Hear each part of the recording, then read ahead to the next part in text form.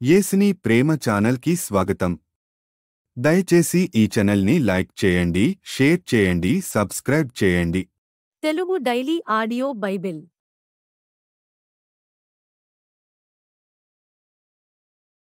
ఆదికాండము 6వ అధ్యాయము. నరులు భూమి మీద విస్తరింపనారంభించిన తరువాత కుమార్తెలు వారికి పుట్టినప్పుడు దేవుని కుమారులు నరుల కుమార్తెలు చక్కని వారిని చూచి వారందరిలో తమకు మనసు వచ్చిన స్త్రీలను వివాహము చేసుకొండ్రి. అప్పుడు యెహోవా, నా ఆత్మ నరులతో ఎల్లప్పుడూ వాదించదు.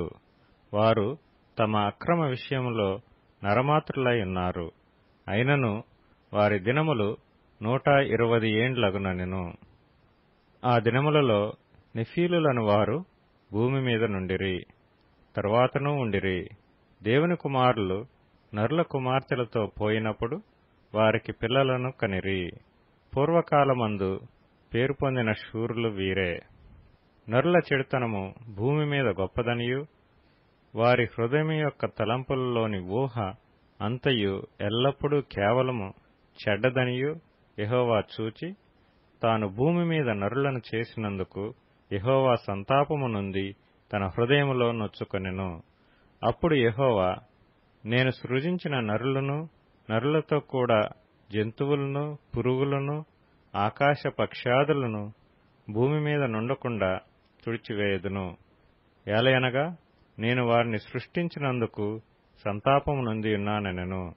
అయితే నోవహు యెహోవా దృష్టియందు కృప పొందినవాడాయెను. నోవహు వంశావళి ఇదే. నోవహు నీతిపరుడును తన తరములో నిందారహితుడనై ఉండెను. నోవహు దేవునితో కూడా నడిచినవాడు. షేము, హాము, యాపెతను 3 కుమారులను నోవహు కనెను. భూలోకము దేవుని సన్నిధిని చెడిపోయి ఉండెను. భూలోకము బలాత్కారంతో నిండియుండెను. దేవుడు భూలోకమును చూచినప్పుడు అది చెడిపోయి ఉండెను. భూమి మీద సమస్త శరీరులు తమ మార్గమును చెరిపివేసుకొని ఇండిరి. దేవుడు నోవహుతో, సమస్త శరీరుల మూలముగా భూమి బలాత్కారంతో నిండియున్నది గనుక నా సన్నిధిని వారి అంతము వచ్చియున్నది. ఇదిగో వారిని భూమితో కూడా నాశనము చేయుదును. చితిసారకపు మ్రానుతో నీ కొరకు ఓడను చేసుకొనుము. అరలు పెట్టి ఆ ఓడను చేసి లోపటను వెలుపటను దానికి కీలు పూయవలెను. నీవు దాని చేయవలసిన విధమిది. ఆ ఓడ 300 మూరలు పొడుగును, 50 మూరల వెడల్పును, 30 మూరల ఎత్తును గలదై ఉండవలెను. ఆ ఓడకు కిటికీ చేసి పైనుండి మూరెడు క్రిందకి దాన్ని ముగించవలెను.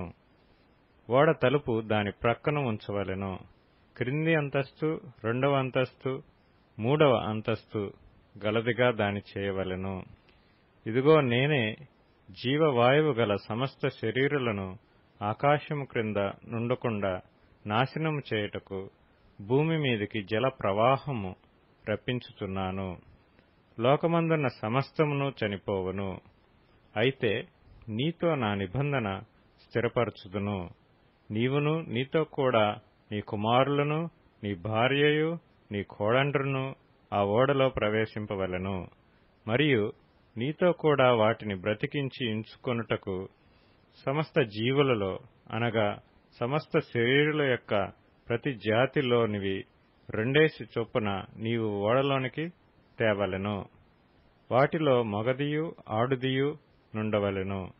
నీవు వాటిని బ్రతికించి ఉంచుకొనుటకై వాటి వాటి జాతుల ప్రకారము పక్షులలోను, వాటి వాటి జాతుల ప్రకారము జంతువులలోను, వాటి వాటి జాతుల ప్రకారము నేలను ప్రాకు వాటన్నిటిలోనూ ప్రతి జాతిలో 2 చొప్పున నీ యొద్దకు అవి వచ్చును.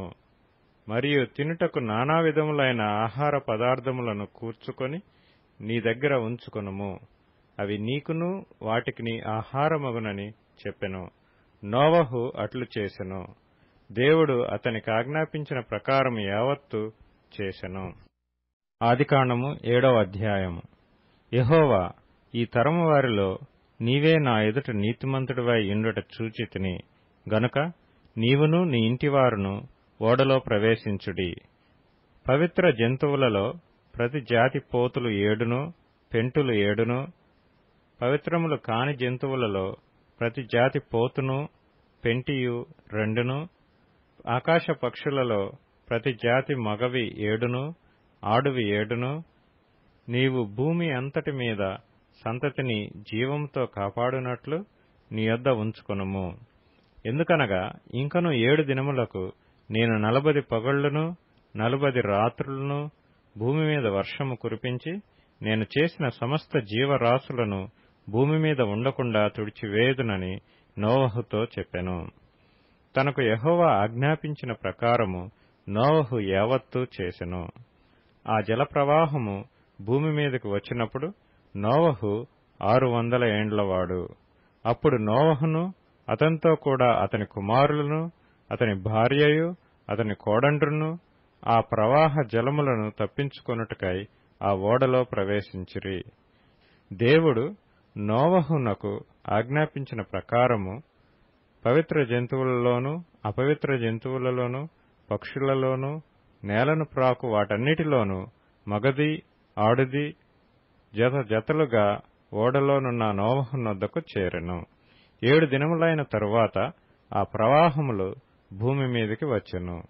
నోవహు వయసు యొక్క 600 సంవత్సరము 2వ నెల 17వ దినమున మహాగాధ జలముల ఊటలన్నీయు ఆ దినమందే విడువబడెను. ఆకాశపు తూములు విప్పబడెను. 40 పగళ్లను 40 రాత్రులను ప్రచండ వర్షము భూమి మీద కురిసెను. ఆ దినమందే నోవహును నోవహు కుమారులగు షేమును హామును యాపెతును నోవహు భార్యయు వారితో కూడా అతని 3 కోడండ్రును ఆ ఓడలో ప్రవేశించిరి.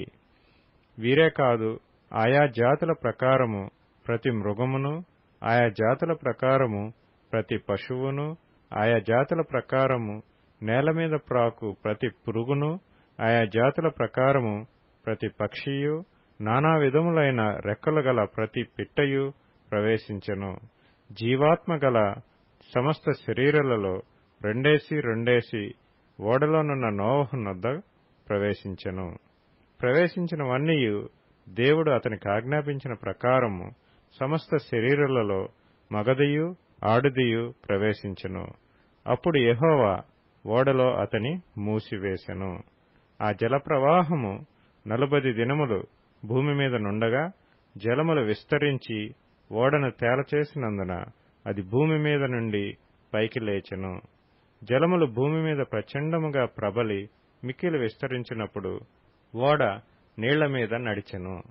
ఆ ప్రచండ జలములు భూమి మీద అత్యధికముగా ప్రబలినందున ఆకాశమంతటి క్రిందనున్న గొప్ప పర్వతములన్నీయు మునిగిపోయెను. 15 మూరల ఎత్తున నీళ్లు ప్రచండముగా ప్రబలెను గనుక పర్వతములను మునిగిపోయెను. అప్పుడు పక్షులేమి, పశువులేమి, మృగములేమి, భూమి మీద ప్రాకు పురుగులేమి, భూమి మీద సంచరించు సమస్త శరీరులేమి, సమస్త నరులేమి చచ్చిపోయిరి. పొడి నేల మీదనున్న వాటన్నిటిలోనూ నాసికారంధ్రములలో జీవాత్మ సంబంధమైన ఊపిరి గలవన్నీయు చనిపోయెను. నరులతో కూడా పశువులను, పురుగులను, ఆకాశ పక్షులను, నేల మీదనున్న జీవరాశులన్నీయు తుడిచివేయబడెను. అవి భూమి మీద నుండకుండా తుడిచివేయబడెను. నోవహును అతనితో కూడా ఆ ఓడలోనున్నవియు మాత్రము మిగిలియుండెను. 150 దినముల వరకు నీళ్లు భూమి మీద ప్రచండముగా ప్రబలెను. ఆదికాండము 8వ అధ్యాయము.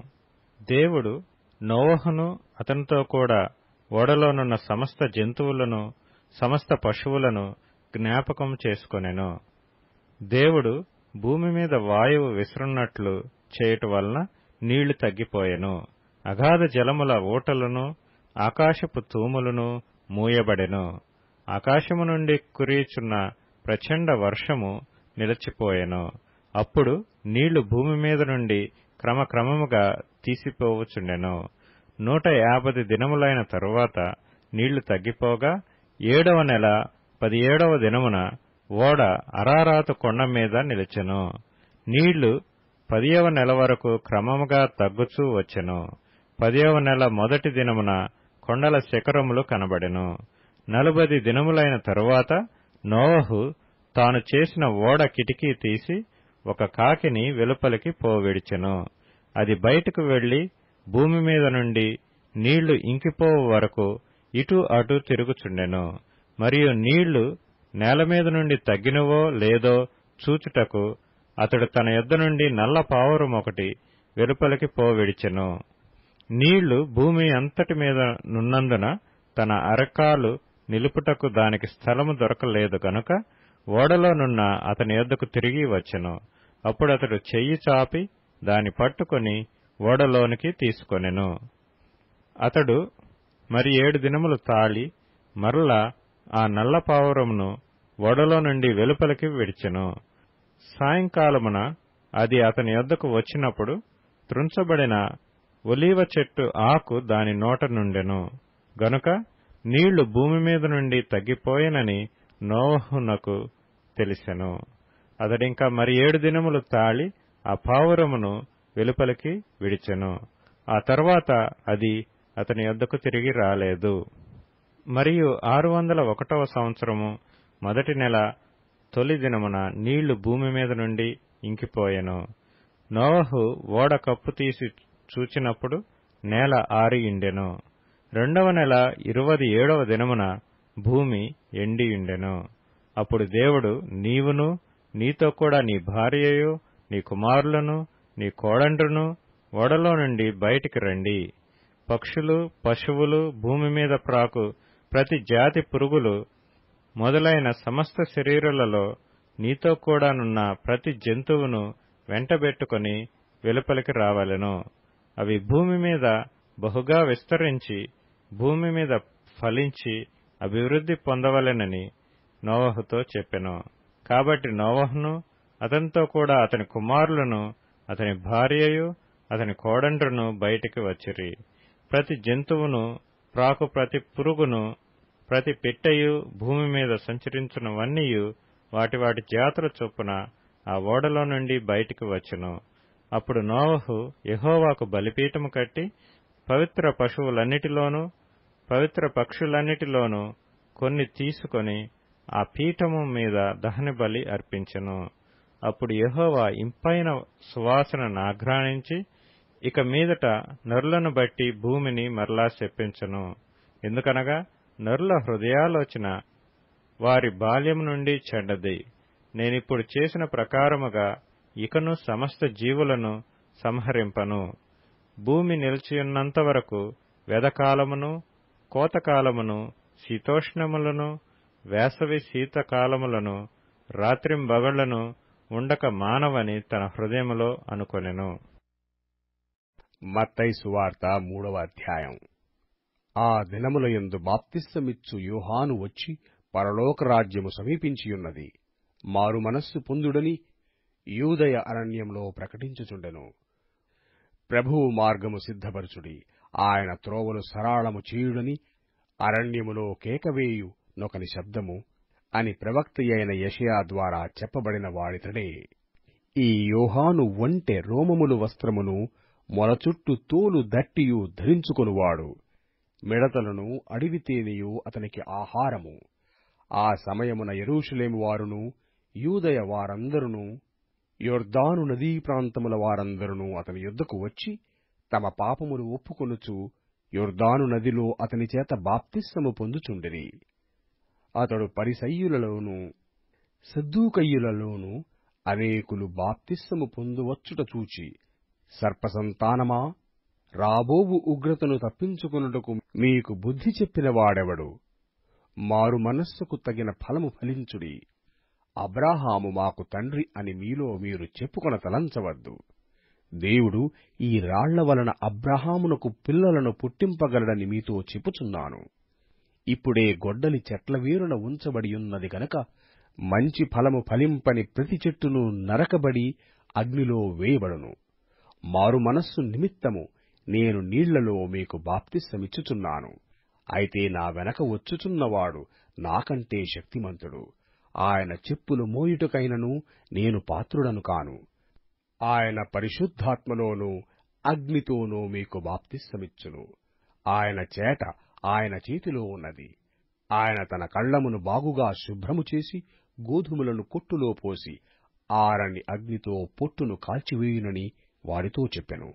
ఆ సమయమున యోహాను చేత బాప్తిస్మము పొందుటకు యేసు గలిలయ నుండి యోర్దాను దగ్గరనున్న అతని యొద్దకు వచ్చెను.